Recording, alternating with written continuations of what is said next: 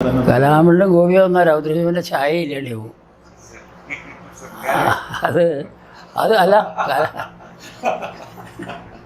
ഗോപിയായിട്ട് പറയാൻ പറ്റില്ല. തീർച്ച ഗോപി എന്നുള്ള ഞാൻ ഗോപിയാണ് എന്ന് വിചാരിച്ചാൽ എൻ്റെ പ്രവൃത്തിയും ഗോപിയാണ് എന്നാവും പിന്നത്തെ ബാക്കിയുള്ള കാര്യം.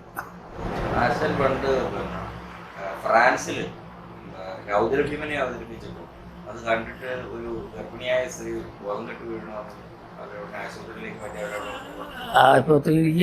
ആശുപത്രിയിൽ കാര്യം വാസ്തവമാണ്.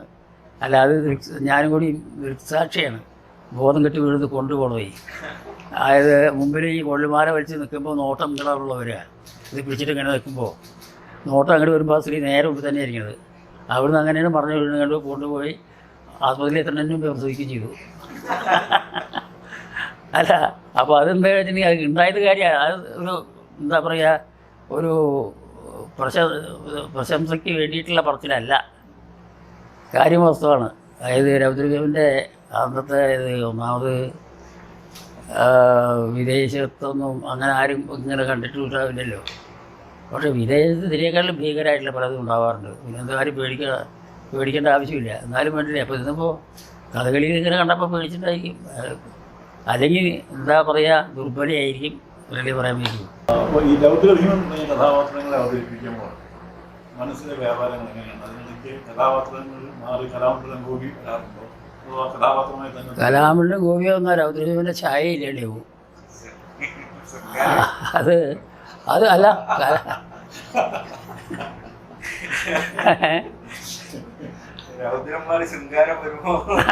അല്ല കലാമണ്ഡലം ഗോപി എന്ന് പറഞ്ഞിട്ട് നമ്മൾ രൗദ്രദേവനും കേട്ടിട്ടുണ്ടെങ്കിൽ അത് ശരിക്കും ഗോപി ആയിക്കോളും.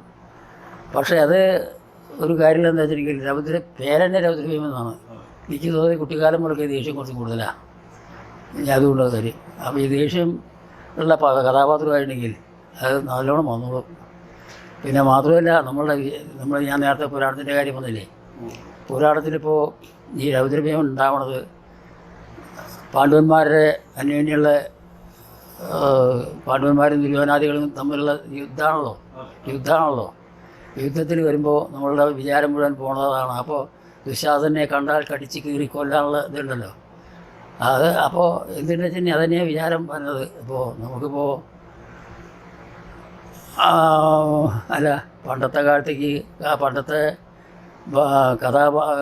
പണ്ടത്തെ പുരാണങ്ങളിലുള്ള കഥാപാത്രങ്ങളെ നമ്മൾ എടുക്കുന്നതിലും വേണ്ടില്ല, പുരാണം അല്ലാത്ത ഇപ്പോഴത്തെ കഥാപാത്രങ്ങളെ നമ്മൾ എടുത്താൽ തന്നെ എന്താ ഉണ്ടാവുക എന്നുള്ളത് അറിയുകയും ചെയ്യാമല്ലോ. അപ്പോൾ അതൊക്കെ അപ്പോൾ അപ്പോഴേക്കും നമ്മളുടെ മാനസികമായിട്ടുള്ള സഞ്ചാരം ആ വഴിക്ക് വരുന്നർത്ഥം. അതായത് വിഷാദനെ എന്ത് ചെയ്യണം എന്നുള്ളത്. അപ്പോൾ ഭീമൻ്റെ 2-3 കാര്യങ്ങളാണല്ലോ. ഒന്നാമത് പാഞ്ചാലിയുടെ വസ്ത്രാക്ഷേപം, അത് മനസ്സിൽ കിടന്ന് കളിക്കുന്നുണ്ടല്ലോ. അങ്ങനെയൊക്കെ ഓരോന്ന് തോന്നിയിട്ട് അതങ്ങോട്ട് മനസ്സിൽ ഉൾക്കൊണ്ടുകൊണ്ട് വരണു നടത്തുള്ളൂ. ആ സമയത്ത് അല്ല ഗോപിയായിട്ട് പറയാൻ പറ്റില്ല. തീർച്ച ഗോപി എന്നുള്ള ഞാൻ ഗോപിയാണ് എന്ന് വിചാരിച്ചാൽ എൻ്റെ പ്രവൃത്തിയും ഗോപിയാണ് എന്നാവും പിന്നത്തെ ബാക്കിയുള്ള കാര്യം.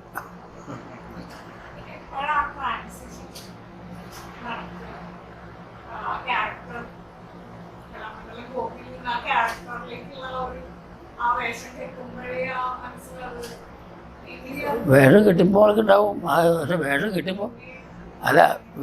കിട്ടുമ്പോൾ അവർക്ക് മനസ്സിൽ ഇതന്നെയാവും വിചാരം. അരങ്ങത്ത് ചെയ്യുന്ന ആൾക്ക് എന്താ ചെയ്യേണ്ടത്, അരങ്ങത്ത് ചെയ്താൽ എന്തൊക്കെ ചെയ്യണം എന്നൊക്കെ വിചാരം ഉണ്ടാവും. അതിപ്പോൾ ഈ ചുട്ടിക്ക് എടുക്കുമല്ലോ. അതെ, ആ സമയത്ത് അതൊക്കെ വിചാരം ഉണ്ടാവും.